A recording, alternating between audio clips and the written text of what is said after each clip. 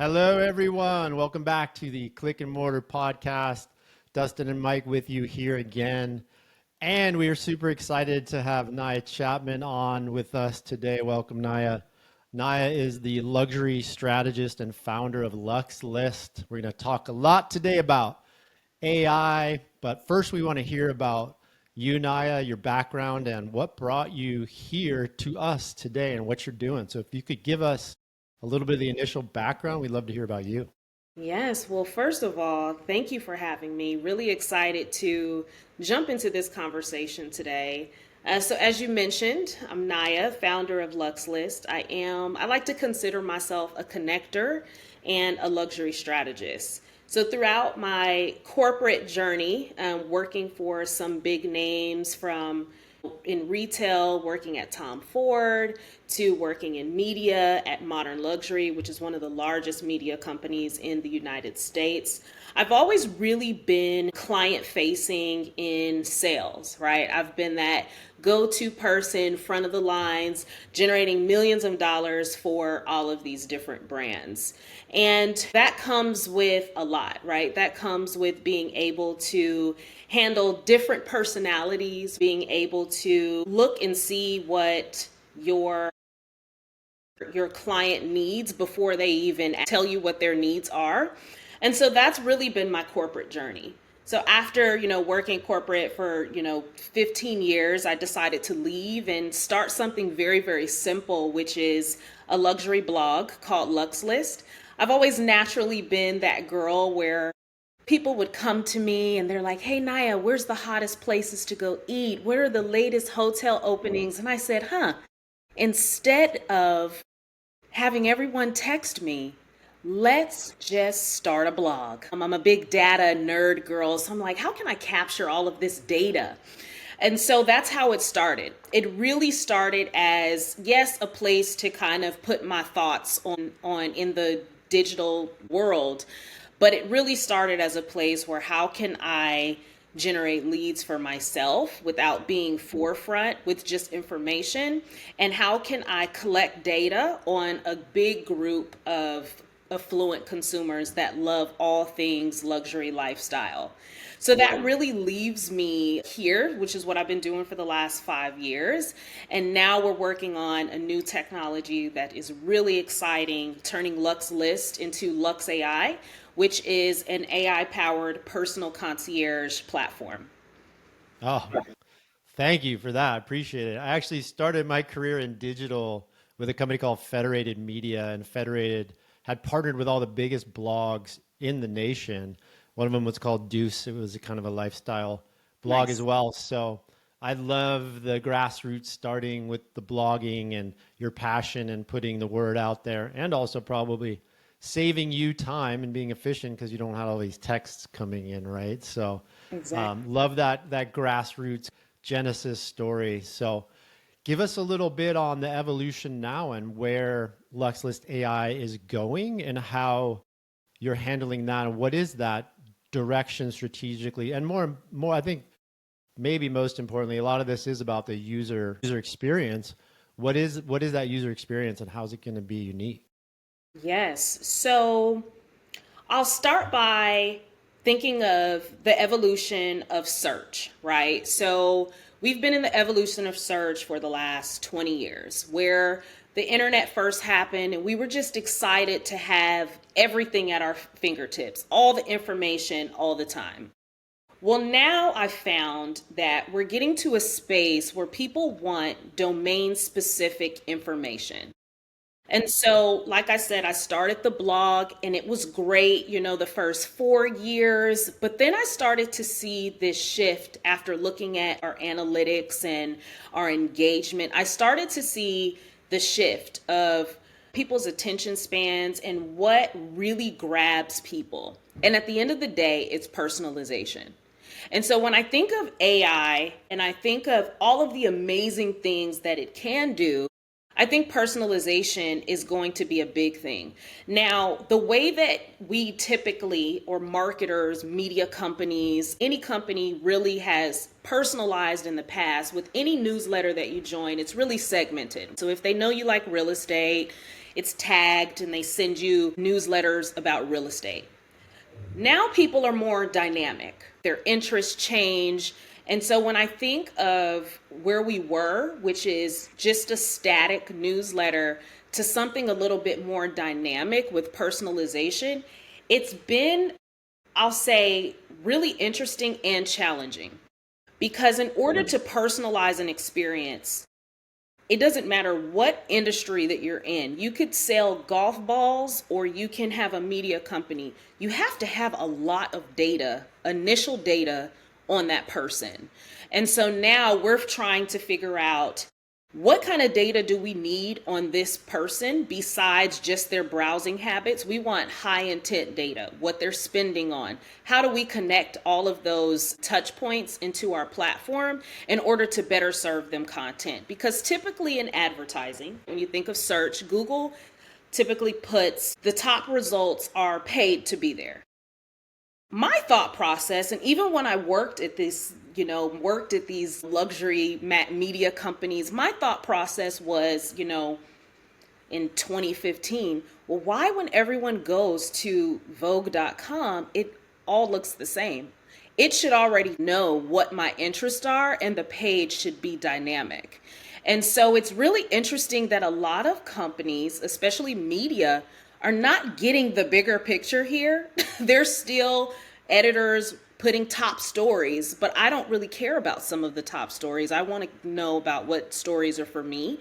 And so again, instead of giving all the sauce to these big companies, I said, okay, we are going to set out to build that type of engine on Luxe List. So that's where we are today. Love it. Love what you're doing with the data side of things. I mean, the personalization, we run ads and use CRMs and use it to personalize. And typically when you do that, you see better results. People want it. They feel like they're heard. They feel like you get them. It makes you more relatable. To get that, you need a lot of data, as you mentioned. Data privacy has been a huge top of mind for a lot of people. Google just got out of an antitrust thing in court. So as great as that sounds, what would be your point of view on people that might be concerned with the data collection, or how do you do it so that it's done in a good way? Yeah, that is a great question. There's one thing that keeps me up at night is two things: data privacy and data security. So this is definitely a big topic with my team. And I'll say number one, there's really no running from it. We are in everything that we have on our phone is a huge data collector. So number one, there's really no running from it. Like I said, I think what makes, and we've done a couple surveys, what makes people a little weary about companies like us using their data is the transparency part. A lot of times the privacy laws are buried deep in the terms and conditions. And so what we are going to do is make sure that we're screaming out loud, hey, this is how we're using your data. Can we use your data to show you better restaurants to go to? Can we use your data to show you better travel itineraries to make for you? And I think if we can save people time planning a vacation, we're saving them an average 4 or 5 hours time planning a vacation by using their data. As long as we say it up front, I think that they would be okay with it. It's all the hidden agendas that people are really afraid of. Would love to hear how does the interface work? I mean, it sounds like you take the data. Hey, I have a trip coming up. Help me plan it. What does that look like? How do you collect more data? Is it like a bot? Is it an app? How does this work? Yes. So we are in our first MVP stage. So for those of you who don't know what MVP means, it's really that minimum product that you can get out there to test. So our first feature that we launched is called Luxe Lite. Her name is Luxe. That's who you would chat with. Think of Siri or Alexa. And so it's text-based. So basically you start on the website You take a lifestyle quiz where we figure out, where you tell us, it's first party data, you tell us what your favorite hotels are, what your favorite cuisines are, all the things that can help us build that initial data set on you. And then from there, every time you ask our Luxe a question, we analyze that in order to serve you the information that you like. So that's very basics that what we have been testing. However, we have been focusing on a new technology where you'll be able to connect your rewards programs from your credit cards so that we can see what rewards are you redeeming the most.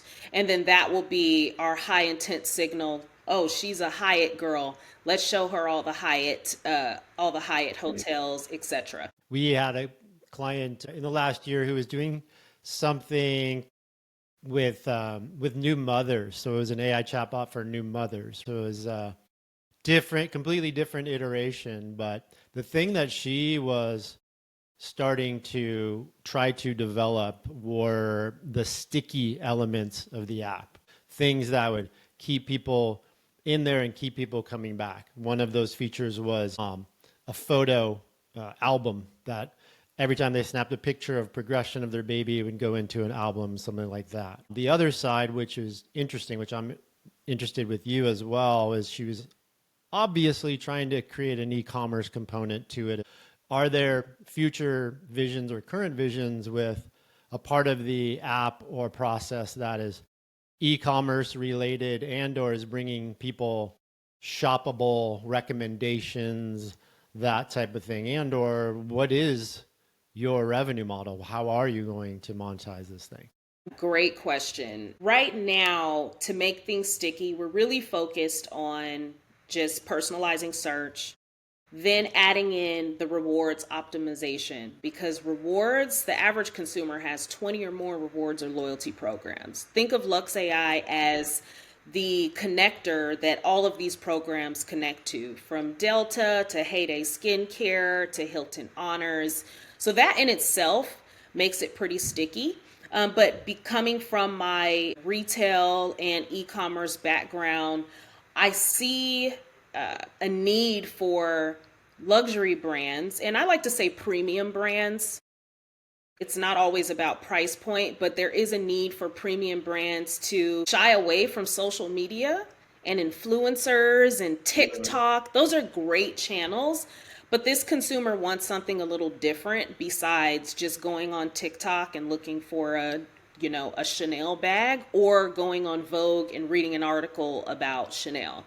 And so our goal is to connect with all of these companies, or they connect into our platform directly, and that we can serve a user. For example, if you're traveling,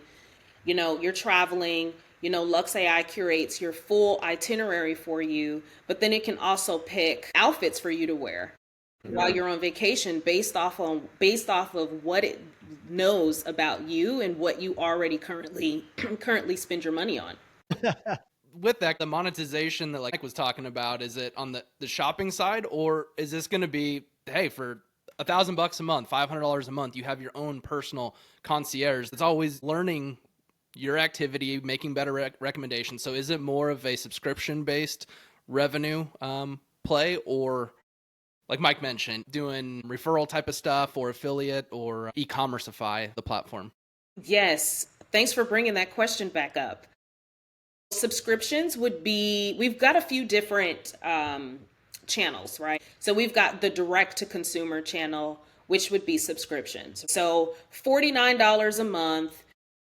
We have two tiers. We have $49 a month. Well, the light tier, which is Luxe Light, is free, right? You get a certain amount of searches for free. That's the freemium to capture and lead generate. And then in hopes to convert them to our Explore tier, which is $49 a month. And then our Insider tier, which would be $199 a month. That is direct to consumer. And then we've got the enterprise distribution channels, because you're really nothing without distribution.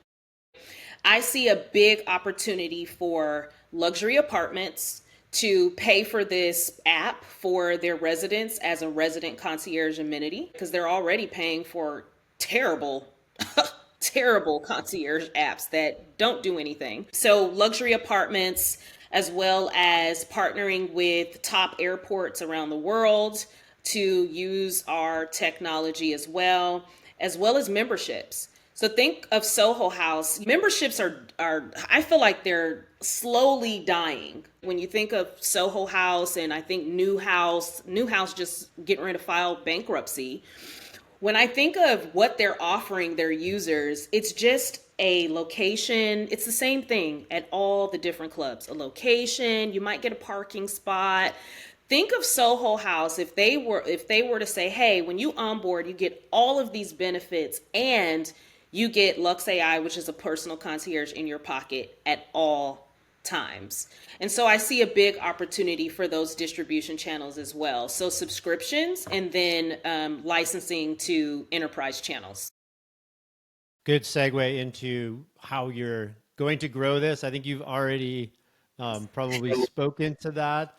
Dustin and I, our agency, we focus on growth for B2B clients mostly, but we are all about growth and how you grow your businesses. We are big proponents of ads and advertising and having presence in the ad world online. However, always curious about what people are doing, different things that you are doing to grow the business from either a marketing or an ad perspective. It sounds like partnerships is a big one initially.